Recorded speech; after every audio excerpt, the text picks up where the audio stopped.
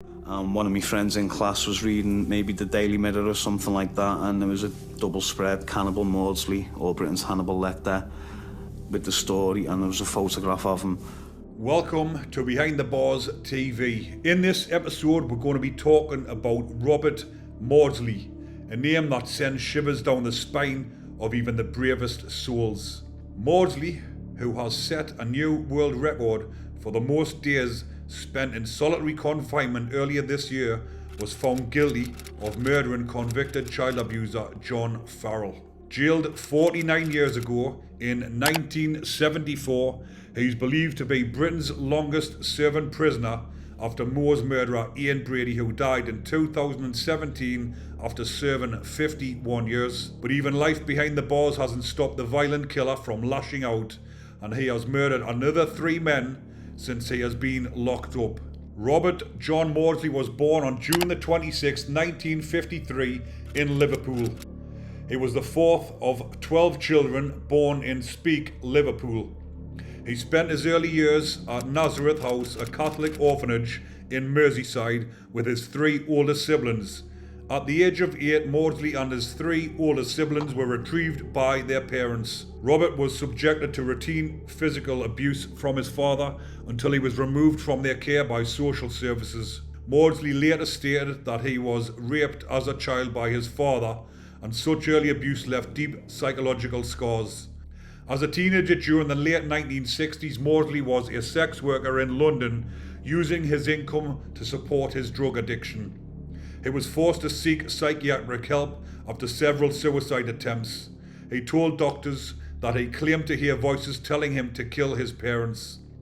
He is quoted as saying, "If I had killed my parents in 1970, none of these people would have died." This is a list of Maudsley's victims.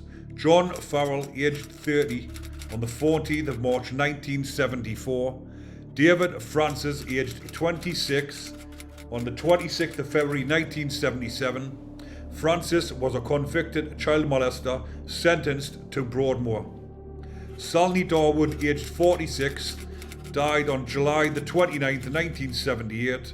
Darwood was imprisoned for sexual assault and the killing of his wife.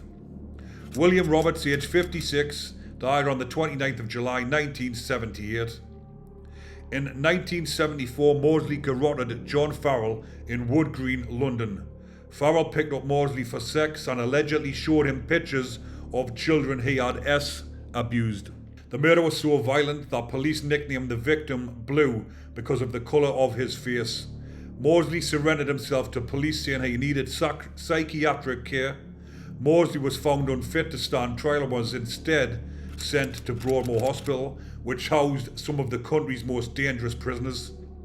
For several years, Maudsley kept himself out of trouble, but in 1977, he and another patient, David Cheeseman, who was serving a sentence for rape and sexual assault of a 16-year-old girl, locked themselves in a cell with a third patient named David Francis, a convicted child molester.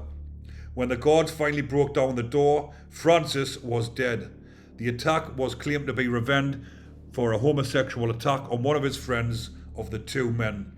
They tortured him to death over a period of 9 hours. After this incident, Maudsley was convicted of manslaughter and sent to HMP Wakefield.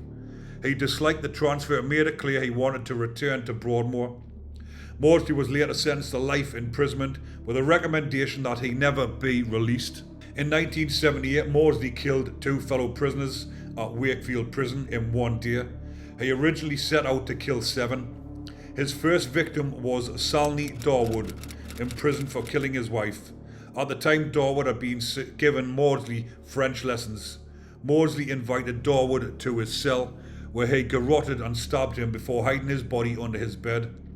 He then attempted to lure other prisoners into his cell, but all refused. Maudsley then prowled the wing hunting for a second victim, cornering and stabbing prisoner William Roberts to death as he was lying in his bed. He hacked at Roberts' skull with a makeshift dagger and then struck his head against the wall multiple times.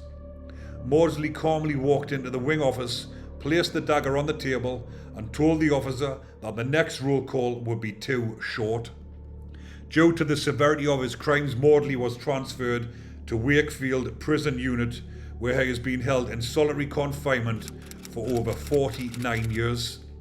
In 1983, Maudsley was deemed too dangerous among the general prison population, and work began on constructing a specially built cell for Maudsley in the bowels of Wakefield Prison.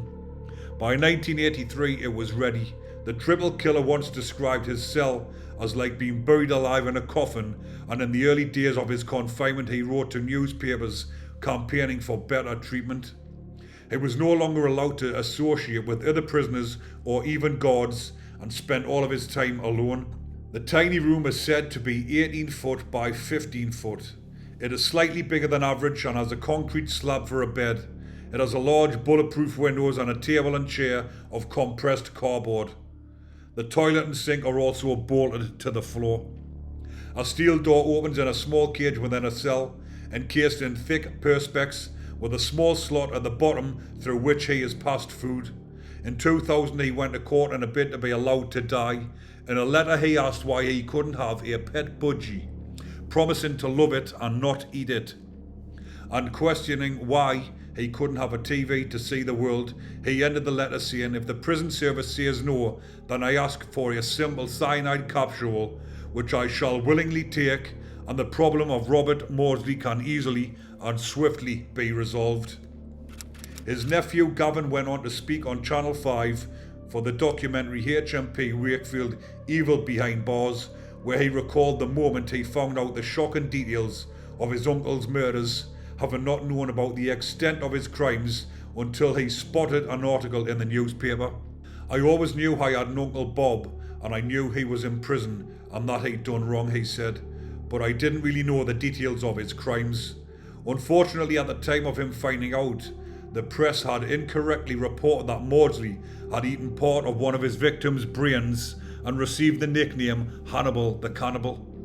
He went on to say, "And as when I was in senior school, there was a double article in one of the newspapers, and one of my friends was reading it and said, 'Hey Gav, is this Hannibal Maudsley, your uncle?'" And it was when I was around maybe 12, 13 years of age. I was in senior school.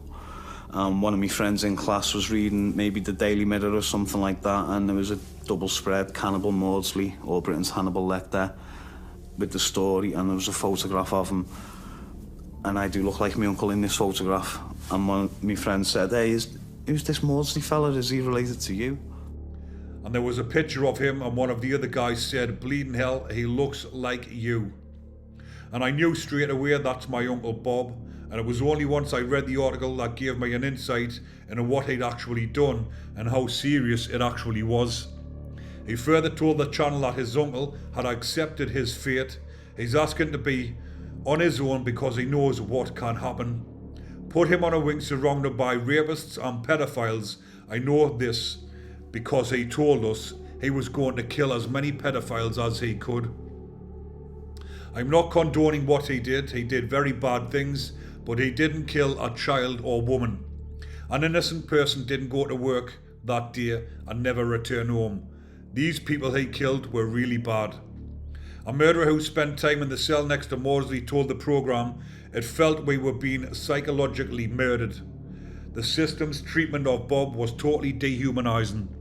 To hold someone in an underground cage for decades is just unforgivable. What Bob did in terms of murdering sex offenders is obviously wrong, but what the system has done to Bob amounts to psychological torture. There are other ways of dealing with prisoners like Bob." Robert Maudsley's fate was sealed, but the legacy of his crimes continue to haunt us to this day. His life and crimes have been the subject of numerous books, articles and documentaries. Whether he is a psychopath, a product of his environment, or both, his story remains a chilling reminder of the depth of human depravity. So that, people, is the story of Robert Maudsley, who's been held in an underground cell for 49 years. But I'll leave that one there for now, people, and as usual, if you are enjoying the content, remember to comment, like and subscribe. Stay safe, everybody.